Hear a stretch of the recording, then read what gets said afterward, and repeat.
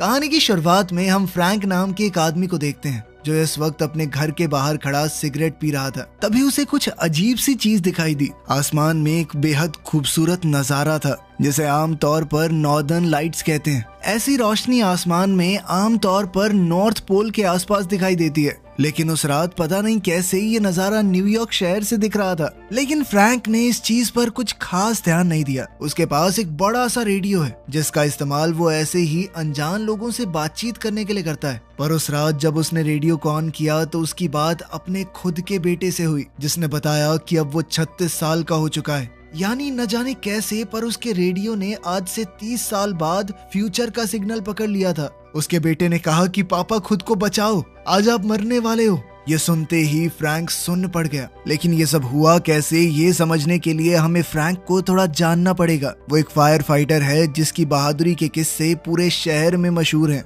अभी 2 घंटे पहले ही पेट्रोल से भरे एक टैंकर का एक्सीडेंट हो गया था। पूरे पेट्रोल के साथ वो टैंकर एक गटर के ऊपर जाकर उलट गया। नीचे इस वक्त 2 इलेक्ट्रीशियन काम कर रहे थे। पेट्रोल नीचे टपकने लगा और बस एक छोटी सी चिंगारी से सब कुछ उड़ सकता है। तभी फायर फाइटर्स की एक टीम वहां पहुंची। उनके साथ ही फ्रैंक भी वहां आया। फ्रैंक ने अपनी जान जोखिम में डालकर दोनों इलेक्ट्रीशियंस को बचा लिया धमाका होने से सिर्फ कुछ देर पहले। फ्रैंक की बहादुरी के किस्से सुनकर कई औरतें उस पर फिदा थी, लेकिन फ्रैंक इस दुनिया में सिर्फ 2 लोगों से प्यार करता है, अपनी पत्नी जूलिया और बेटे जॉन से। जूलिया हॉस्पिटल में नर्स है जो अपने पेशेंट्स का ध्यान बिल्कुल वैसे ही रखती है मानो वो उसके परिवार का हिस्सा हो। तभी कहानी वापस वहीं पहुंची जहां से शुरुआत हुई थी। जिस रात आसमान रोशनी से भरा हुआ था और जॉन ने रेडियो चलाया, उसके ठीक 30 साल बाद आसमान में दोबारा से बिल्कुल वैसी ही रोशनी छा गई। अब जॉन का बेटा 36 साल का एक पुलिस डिटेक्टिव बन चुका है। वो मुजरिमों को पकड़ने में तो एक्सपर्ट था, लेकिन अपनी जिंदगी में थोड़ा उलझा हुआ था। उसकी गर्लफ्रेंड भी उसे छोड़कर चली गई क्योंकि वो अभी तक अपने बीते दुखों से बाहर ही नहीं आ पाया। दरअसल 30 साल पहले उसी रात को उसके पिता की मौत हो गई थी। जॉन तब सिर्फ 6 साल का था। फ्रैंक शहर के एक गोदाम में लगी आग को बुझाने गया था, लेकिन वापस सिर्फ उसका जला हुआ शरीर आया। उस दिन जॉन ने अपने पिता के साथ साथ सब कुछ खो दिया। 36 साल बाद आज तक उसे इस चीज का गम था।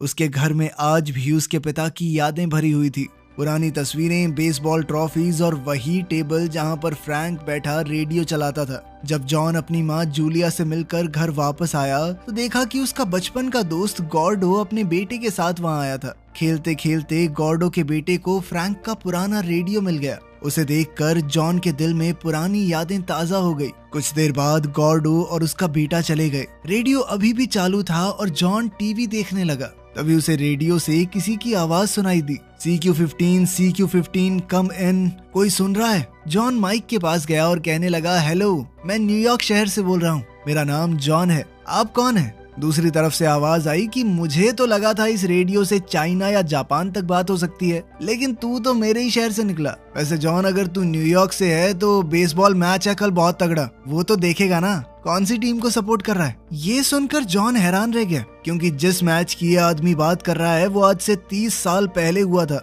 उसने कहा कि तुम मजाक कर रहे हो क्या? मैं अब 30 साल पुराना मैच क्यों देखूंगा? कुछ पलों के लिए रेडियो बिल्कुल शांत हो गया। फिर जॉन ने कुछ अजीब सा सुना। वो आदमी अपने बेटे को कह रहा था, लिटिल चीफ। ये सुनते ही जॉन का दिल रुक गया।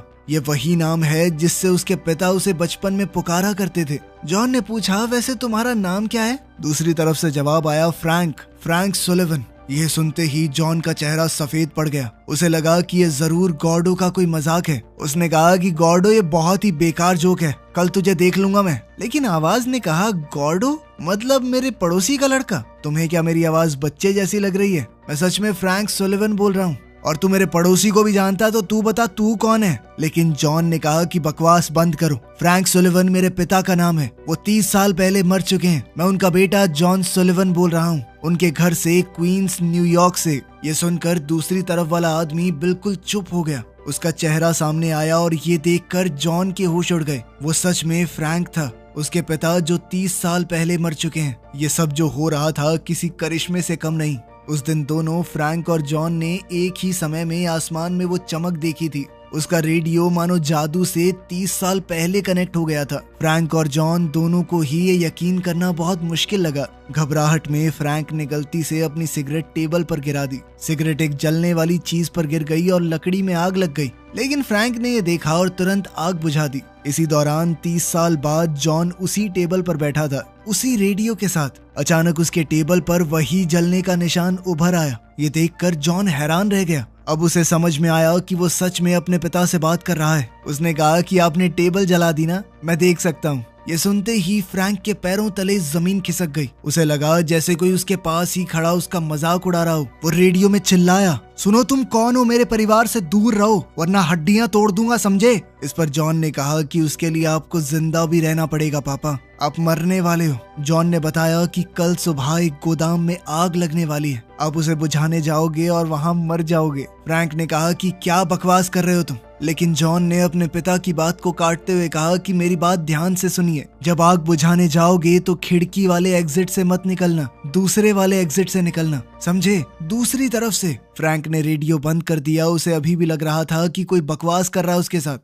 अगली सुबह जब फ्रैंक स्टेशन पर गया तो उसे खबर मिली कि एक गोदाम में सच में आग लग गई है। अब उसे रेडियो वाले आदमी की बात पर थोड़ा भरोसा हुआ। फ्रैंक और उसकी टीम साइट पर पहुंच गई। आग बहुत ज्यादा तेज थी। एक औरत दौड़ती हुई आई और रोते हुए कहा कि मेरी बेटी अंदर फंसी हुई है। फ्रैंक कुछ पल के लिए रुका, थोड़ा डरा हुआ कि शायद ये वही दिन है जब वो मर जाएगा, लेकिन फिर भी वो अपना फर्ज नहीं भूला। वो जैसे तैसे अंदर घुसा और ऊपर वाले फ्लोर पर पहुंचा। उसे लड़की बेहोश हालत में मिली। उसने उसे कंधे पर उठाया और खिड़की के पास ले गया। टीम सीढ़ी से वहां पहुंचने की कोशिश कर रही थी, लेकिन मैकेनिज्म फेल हो गया। तब फ्रैंक को जॉन की बात याद आई। वो तुरंत दूसरी साइड से भागा और वेंटिलेटर के रास्ते से निकल गया। अब 30 साल बाद वाले समय में जॉन एक बार में गॉर्डो और पुलिस ऑफिसर सैच के साथ बैठ गया। सैच फ्रैंक का पुराना दोस्त है। आज फ्रैंक की मौत को 30 साल बीत गए तो तीनों उसके बारे में बात कर रहे थे। जॉन अभी तक कल रात की रेडियो वाली घटना को सपना समझ रहा था। तभी अचानक